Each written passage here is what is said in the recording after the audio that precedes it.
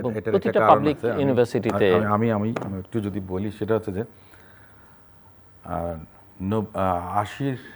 90-এর দশকে প্রথম যখন ডাকসু নির্বাচন হলো, 89 ডাকসু নির্বাচন যখন হয়েছিল, তখন জাতীয়তাবাদী ছাত্র দল আপনার ডাকসুতে নির্বাচন করেছিল। আমরা ভোট পেয়েছিলাম 49.03, মানে 49, আমি বলবো।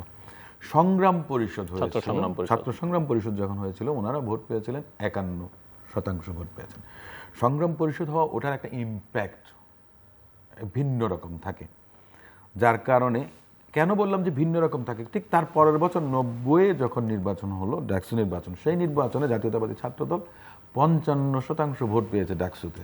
তাহলে এক বছরের মাঝখানে যখন সবাই এককভাবে নির্বাচন করেছে, সে সময় আর সংগ্রাম পরিষদে সে ইম্প্যাক্টটা নাই। একটা জোট কিংবা অনেকগুলো ছাত্র সংগঠন, এ ধরনের কোনো মোর্চা ছিল না। সে সময় যে বিষয়টা ছিল যে ঢাকা বিশ্ববিদ্যালয়ে যারা বৈধ ছাত্র, তারাই কিন্তু ছাত্র রাজনীতিটা করতেন। সিনিয়র অনেকে ছিলেন, রিঅ্যাডমিশন নিতেন। আপনিও তো জানেন যে মানে অনেকে আপনার এই ছিলেন। সুলতান ভাই যখন আপনার ডাকসু ভিপি হলেন, বহু বছর ঢাকা বিশ্ববিদ্যালয়ে, আমান ভাই, খোকন ভাই, সবাই, মোস্তাক ভাই ভর্তি হলেন ফুড এন্ড নিউট্রিশনে, এগুলো ছিল।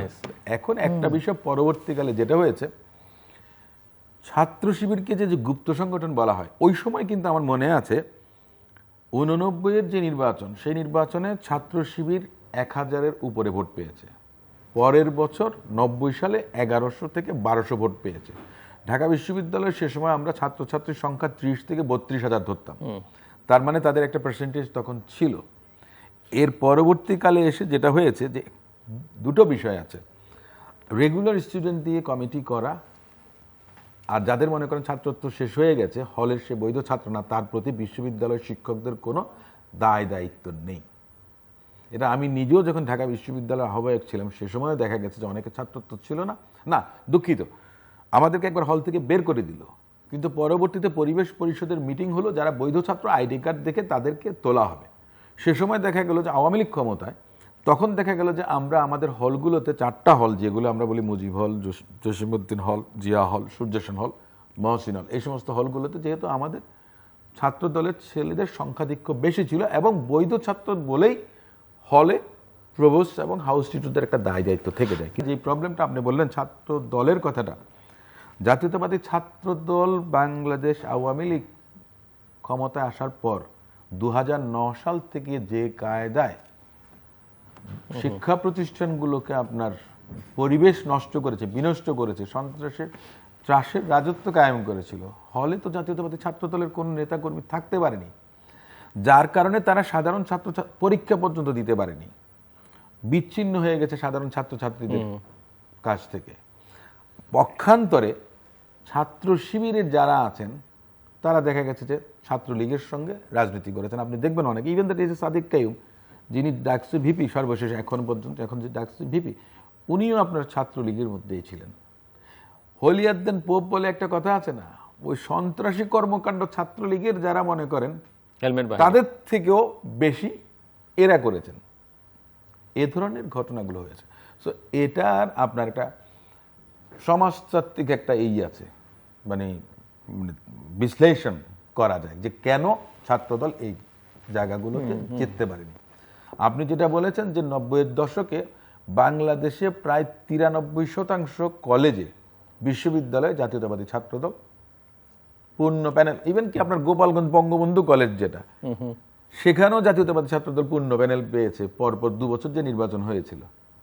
সেই সময়কার কথা আর এখনকার সময়কার কথা, এই জন্য আপনাকে যুগের সঙ্গে তাল মিলিয়েই কিন্তু আপনাকে চলতে হবে, যুগোপযোগী পন্থা আপনাকে অবলম্বন করতে হবে, রেগুলার স্টুডেন্ট দিয়ে আপনাকে কমিটি করতে হবে, যার ছাত্রত্ব আছে, যার প্রতি বিশ্ববিদ্যালয় প্রশাসন, বিশ্ববিদ্যালয় কর্তৃপক্ষের দায় দায়িত্ব আছে।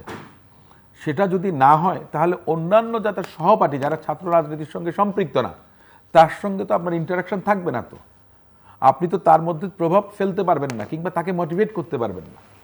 এই অবস্থাটার কারণে জাতীয়তাবাদী ছাত্রদল আপনার খুব একটা সুবিধা করতে পারেনি। পক্ষান্তরে ছাত্র শিবির করেছে, এবং এই করার পেছনে আপনার ছাত্রলীগ মনে করেন এখন নেই, অথবা দেখা গেছে ছাত্রলীগের সাধারণ যারা আছে তারাও হয়তো দেখা গেছে তাদেরকে ভোট দিয়ে গেছে। সাইদ ভাই যেটা বলেছেন, যেমন মান্না ভাই নিজেও বলেছেন যে আমি তো ডাকসুর ভিপি ছিলাম, আমরা কি এসছি ক্ষমতায় আসতে পেরেছি, তা তো না। জাসদ তো সেই 70-এর পরে মানে 72 সালের পর থেকে মানে জাসদ যেভাবে আপনার বুমিং একটা অবস্থানে চলে গিয়েছিল, তো সেই জাসদ তো আলটিমেটলি মনে করেন যে টিকে থাকতে পারেনি। ছাত্র রাজনীতি থেকে যে মূল রাজনীতি একদম তরুণদের দল ছিল না, সেটা আমি বলছি যে ওই জায়গা মানে না জামায়াত শিবিরের নির্বাচনের যে প্রভাবটা কতটুকু আসবে, নির্বাচনে প্রভাবটা কতটুকু আসবে, ওই একটা বিষয় সাইদ ভাই মানে যেটা বলেছেন সঠিক বলেছেন। সেটা হচ্ছে যে আপনারা এই যে দেখেন এই পক্ষ বিপক্ষ এটা খুব একটা বেশি কাজে লাগে না। যদি তাই হতো তাহলে সবচেয়ে বেশি মনে করেন উদার চিন্তা ভাবনার মানুষগুলো ঢাকা বিশ্ববিদ্যালয় সহ পাবলিক বিশ্ববিদ্যালয়গুলোতে লেখাপড়া করে, তাহলে সেখানে শিবির কিভাবে ভোট পেল? এখনো তাই মনে করেন আপনি? আমি এই কারণেই বলছি যে ওই পক্ষ বিপক্ষ এটা নিয়ে বোধহয় খুব একটা বেশি কেউ মাথা ঘামায় না, মানে ঘামাচ্ছে না। আমি আপনি হয়তো বা চিন্তা করলাম, কিন্তু বাকি আপনার কৃষক, শ্রমিক, মজুর, খেতে খামারে যারা কাজ করেন, গ্রামের হতদরিদ্র মানুষগুলো, তাদের কাছে এই মুক্তিযুদ্ধের পক্ষ আর বিপক্ষ এই বিষয়গুলো এখন একটা খুব একটা বেশি এই হয় না।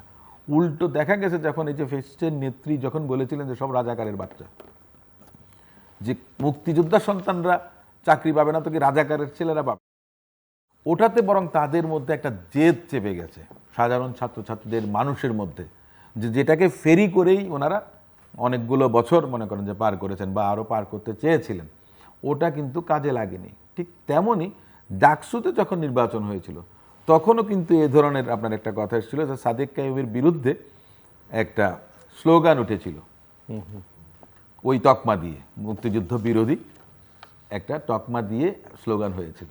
দেখা গেছে যে হিতে বিপরীতটা হয়েছে, এটা বাউন্স ব্যাক করেছে।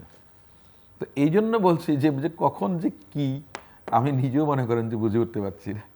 তো মিস্টার খান, নির্বাচন নিয়ে আমরা কথা বলছি, কিন্তু নির্বাচন 12 তারিখে একটা ভালো নির্বাচন করবার জন্য যে কী ধরনের চ্যালেঞ্জ আপনি দেখতে পান, বা সেরকম নির্বাচন দেখেন কিনা? অনেকে আবার নির্বাচনও দেখেন না, সহিংসতা ইতিমধ্যেই আপনি একটা অনুষ্ঠানে বলছিলেন যে গত এই নির্বাচনের তফসিল ঘোষণার পরেই কতজনের প্রাণ গেছে রাজনৈতিক বিবেচনা থেকে। না, সেটা তো গেছে।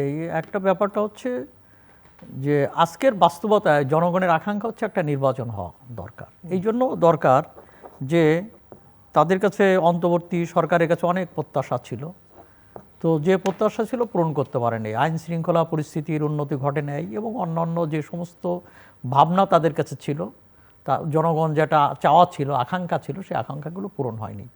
তো এখন একটা জনমনে ধারণা তৈরি হয়েছে যে এই ধরনের ইন্টিম গভর্নমেন্টের মাধ্যমে এই সমস্যার সমাধান হবে না। ব্যবসায়ীরা মনে করছে তার ব্যবসার জন্য একটা পরিবেশ দরকার, সেই জন্য একটা রাজনৈতিক নির্বাচিত সরকার দরকার। সাধারণ মানুষ, মধ্যবিত্তরা মনে করছে তারা নিরাপত্তা পাচ্ছে না। মেয়েরা যারা আন্দোলনের রাজপথে অগ্রভাগে ছিল, পুরোভাগে ছিল, তারা এখন ঘর থেকে বেরোতে পারছে না।